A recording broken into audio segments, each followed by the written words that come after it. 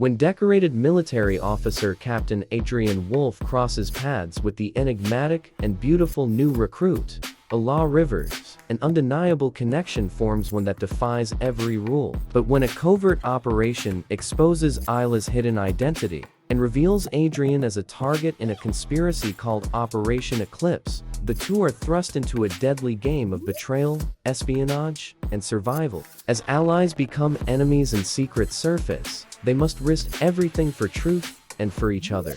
This is a story you will want to sit back and enjoy. Before we start, I would like you to subscribe, like and comment on this video from where you are watching from. Your support helps us bring more powerful stories. Let us begin.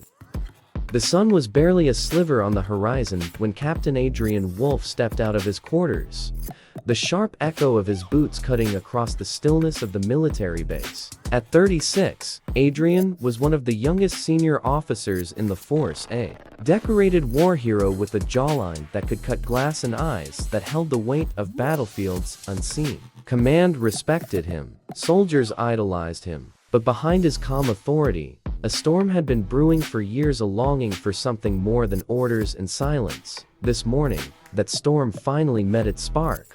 She arrived with the new intake fresh, recruits still smelling of nerves and civilian life. Her name was Ayla Rivers, and she was unlike any soldier he'd ever seen. Not just because of the way her auburn hair glinted under the sun or the quiet fire in her green eyes, but because she walked like she was running from something deep. And Adrian saw it, felt it. He watched from afar as she stood at attention during orientation, her spine straight, her gaze locked forward. But every now and then, she stole glances, not toward the drill sergeant, not toward the other recruits, toward him. It was against every rule in the book. Fraternization between ranks wasn't just frowned upon, it was a career killer. But the connection sparked like a live wire between them, impossible to ignore. Later that evening, Adrian found himself in the armory, inspecting weapons he didn't need to inspect. Ayla had been assigned there for storage rotation. "Sir," she said, voice steady despite the tremble in her fingers as she handed him a rifle. Their hands brushed. "You're Ayla Rivers," he said, his voice low, unreadable. "Yes, Captain Wolfe," she replied, eyes flickering up to his, then quickly away. "You served before?" he asked. Noting how she moved too smooth for a rookie, she hesitated. "Not officially, just trained a bit." There was something she wasn't saying, something she was hiding. He should have walked away then, should have reminded her of protocol, of regulations. But instead, he stood there, pulse thudding against his throat, drawn to the enigma that was Ayla Rivers. That night, he couldn't sleep, and the next morning, he found himself watching her again from a distance, always from a distance. She was disciplined, brilliant, and entirely off limits, but lines began to blur when Ayla saved a fellow recruit during a training mishap, reacting with split-second precision far beyond her supposed experience. Adrian confronted her privately. "Where did you learn to do that?" She met his gaze. "You wouldn't believe me if I told you. Try me." She leaned in. "Let's just say I wasn't exactly recruited. I volunteered to disappear." Before he could ask more, a sharp knock echoed outside his office door. A classified red folder slid under it, bearing urgent clearance. He opened it. Inside was a surveillance photo. His blood turned ice. It was Ayla at a black market arms deal. Armed. Dangerous. Dated only 6 months ago. Captain Adrian Wolfe stared at the surveillance photo for what felt like hours. His brain refused to accept what his eyes were showing him. Ayla Rivers, or whoever she really was, dressed in tactical gear, exchanging a briefcase with a known international arms dealer. The timestamp was undeniable. 6 months ago. Her expression in the photo? Cold, calculated, nothing like the quiet, intense recruit he'd met days ago. But there was no mistake. It was her. A knock shattered the silence. It was Major Carlton, head of internal investigations. "Wolfe, I know you've seen the folder. Keep her close. Don't blow your cover. We want to know exactly who she's working for." You want me to spy on a soldier under my command? Adrian's voice was steel. Oh, we want you to watch your back. Carlton's voice dropped. If she's what we think she is, she's not just here to train. She's here to dismantle something, or someone. When the door shut, Adrian was left alone with the file and his racing thoughts. He remembered the way she'd hesitated when he asked about her past. The look in her eyes. Not fear, not guilt. Strategy. That evening, he found her again, this time on the training field, running drills with robotic precision. He pulled her aside under the pretense of reviewing her progress. You said you volunteered. He began carefully. To disappear. Ayla didn't blink. That's still true. Then who are you running from? She tilted her head, eyes narrowing. Why are you asking me that now, Captain? He stepped closer. Because I saw something. Something you should explain before this base starts asking questions. Ayla's jaw tensed. She looked around, then leaned in. I'm not who you think I am, she whispered. But I'm not your enemy either. What I did 6 months ago, it wasn't arms dealing. It was infiltration. Deep cover. Adrian's heart pounded. Who sent you? I can't tell you that. He laughed dryly. Of course not. And? You expect me to trust you? No, she said softly. I expect you to survive. But you won't if you keep asking the wrong questions. Then, just as she turned to walk away, she slipped a small flash drive into his hand. Barely noticeable. Watch this, she whispered. But not here, and not alone. That night, Adrian drove 30 miles outside the base to a private, off-grid cabin he hadn't visited in months. He plugged in the flash drive to a secured laptop. Heart in his throat. A video loaded. Grainy surveillance. Audio distorted, but clear enough to hear snippets. Target is embedded in base. Priority asset is not Ayla Rivers. Cody name, Phantom. Captain Wolfe is a variable. Remove if necessary. Operation Eclipse begins in 4 days. Adrian sat back, stunned. They weren't watching Ayla. They were watching him. The woods outside the cabin pulsed with silence. But inside, Adrian Wolfe's heartbeat thundered like a drumline. He replayed the video. Captain Wolfe is a variable. Remove if necessary. The words hit like gunfire. For the first time in his career, Adrian wasn't hunting a threat, he was the threat. And someone within his own command had marked him for elimination. The name Phantom echoed in his head. It wasn't Ayla. It was someone else on base. Someone higher than her. Someone orchestrating something far bigger than just covert surveillance. He slammed the laptop shut. If what she said was true, then Ayla wasn't the enemy. She was a ghost. Operative planted to intercept whatever Operation Eclipse was. And he was standing dead center in the crosshairs. The question now was, why him? Back at the base the next day, everything felt quieter. Too quiet. He moved through the routines, training recruits, inspecting units. But he felt eyes on him watching. Calculate. Major Carlton passed him in the hallway, gave a tight nod. And for the first time, Adrian wondered if he was Phantom. That night, Adrian requested a private debrief with Ayla under the guise of performance concerns. They met at the base gym, lights low, the place deserted. You watched it? She asked, skipping formalities. He nodded. So tell me, who's Phantom? Her eyes flickered. I don't know, but it's someone close to command. Maybe in it. Then why am I the target? Ayla hesitated. Because you're the only one who might be able to stop them. You have access, influence, loyalty. You think this is about a coup? She shook her head. Worse, it's not about seizing control. It's about tearing it down from the inside.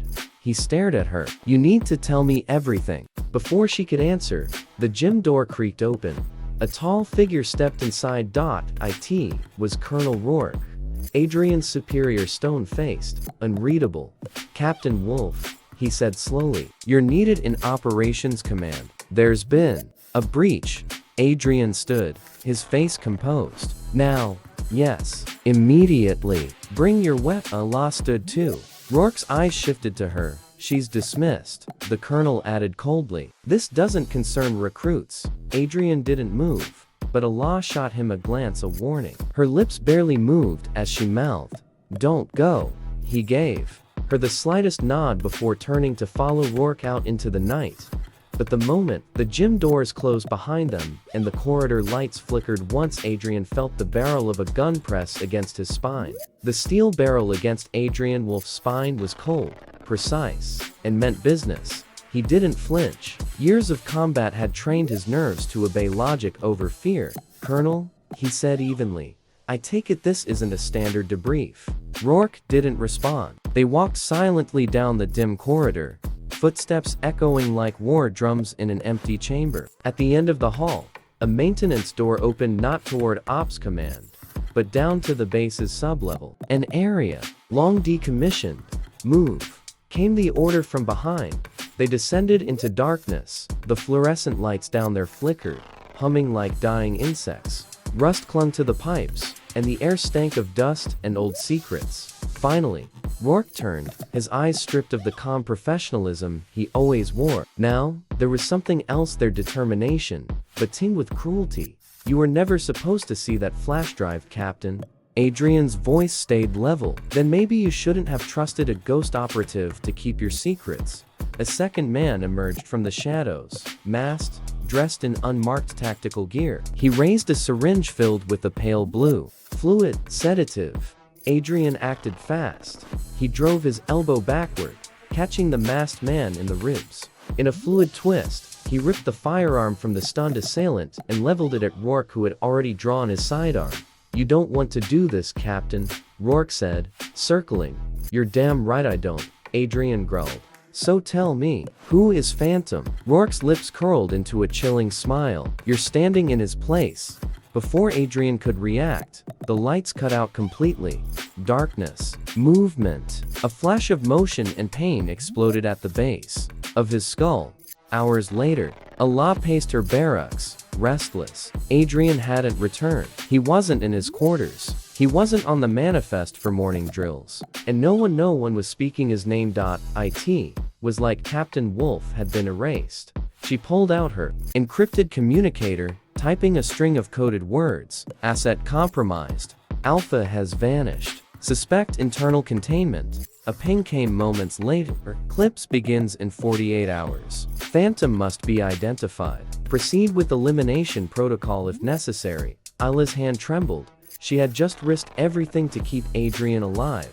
Now, they were ordering her to end him, but she had no intention of following that order. Not after what she felt. Not after how he looked at her, like she wasn't just a tool, like she was human again. Far from the base, in an underground black site, masked as a decommissioned radar station, Captain Wolfe awoke, hands bound, blood drying on his temple. A single hanging light bulb swung above him. In front of him stood a woman in a sharp gray suit, eyes like knives. "Captain Wolfe," she said, coolly, "we've been watching you for a long time." He squinted through the fog. "You're Phantom?" She chuckled. "No, work for him. And you, Captain, you're about to become very useful." A steel door creaked open. Footsteps echoed in. Adrian looked up, jaw tightening. It was someone he knew, someone from his past. The door groaned wider as the footsteps drew closer, methodical, confident. Adrian Wolfe strained against his restraints, blood roaring in his ears. Then the figure stepped into the light. Major Carlton.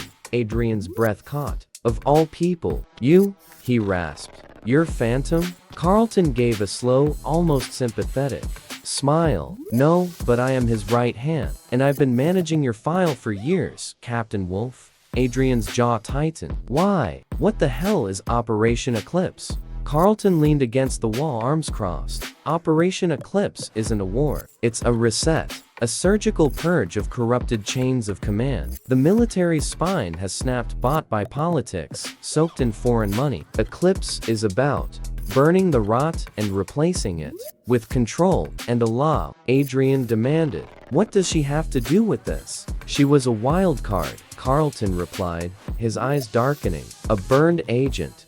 The agency embedded her here to watch you, thinking you were Phantom. They thought you were plotting to take down the government." Adrian's heart pounded. "But you're not," Carlton continued. "You're just in the way." "I don't understand," Adrian said slowly, his voice low. "Why not just kill me?" Carlton stepped forward. Because you still have value. We can shape you. You're a decorated soldier, a symbol. If the public sees you join Eclipse, they'll follow. And if I say no? Carlton smiled. You won't get the chance. He nodded to the woman beside him. She raised the syringe, the same sedative from the night before. But before the needle could touch his skin, a deafening explosion rocked the facility. The light shattered. The concrete trembled. Sirens howled. Smoke bled into the room. Ayla Rivers emerged from the chaos like a ghost. Masked, armed, and moving fast. She shot the syringe wielder in the shoulder and kicked the chair Adrian was bound to, toppling it backward, before slicing through the rope with the combat knife. You came for me? Adrian coughed. I said I would, she snapped, tugging him up. And I never leave anyone behind. Gunfire echoed in the corridor. Ayla passed him a weapon. Where's Carlton? He asked. Gone, but not far. They moved through the smoke-filled corridors like shadows. Ayla led them to an extraction point, an old hatch leading to a dried-out utility tunnel. Once we're out, we'll be ghosts, she said. We take this to the agency. Clear your name. Burn Eclipse from the inside. They dropped into the tunnel. Adrian's voice was tight with conviction. We do it together. But just as they neared the exit hatch, Ayla froze. Her cum crackled. Change of plan. Target confirmed. Wolfe must not leave alive. Orders from command. Adrian looked at her.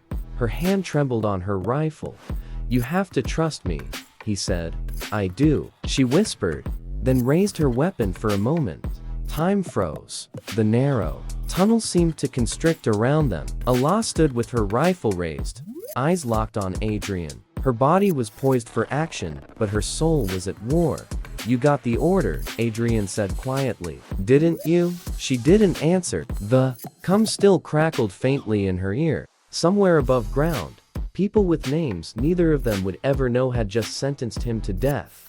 I told them you weren't Phantom, she said, voice breaking. But they've already decided. You know too much. Adrian's gaze didn't waver. So what now, soldier? Ayla stepped closer, weapon still aimed. If I disobey, I'm marked. Burned. I'll be hunted. I'll run with you, he said simply. She faltered.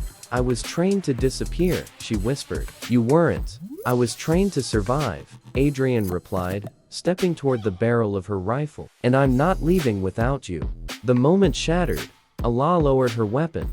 But before relief could take hold, the exit hatch above exploded inward. Flashbang. Light. Thunder. Heat. Figures in tactical gear descended fast. Eclipse's kill team. Ayla grabbed Adrian's arm, dragged him into the shadows. Bullets sparked off the walls. They ducked into an alcove, breathless. We're not making it out through the top, she said, scanning. We need another exit. Adrian's eyes fell on a half-buried steel grate below. Storm drain. They pried it open under fire and dropped into knee-deep water. The world above faded. Hours later, they surfaced miles from the base, muddy, cold, and alive. They ditched their gear, burned the last of their IDs, and disappeared into the underbrush of the Appalachian foothills. For the next few days, they were ghosts. 3 weeks later, in an undisclosed safe house, Ayla sat at a cracked wooden table, laptop open, watching the encrypted satellite feed of Eclipse operations begin to collapse. Internal whistleblowers, media leaks, surveillance drops, everything they had gathered, uploaded. You sure this will be enough? Adrian asked, drying his hair from a shower, a pistol holstered on his hip out of habit. It'll gut them, Ayla said. Maybe not forever, but enough to make them bleed. Adrian sat across from her, soft for the first time in weeks. And after that, she looked up. We disappear for real. No more orders. No more missions. He smiled faintly. Together? Her hand slid across the table and found his. Yes. But just as peace settled into the room, Ayla's encrypted device buzzed once more. New transmission. Eclipse Omega subject. Ayla Rivers status. Compromised agent priority 1. Terminate. Adrian's smile vanished. They're not done with us, he murmured. Ayla met his eyes. No, she said. But this time, we hunt them.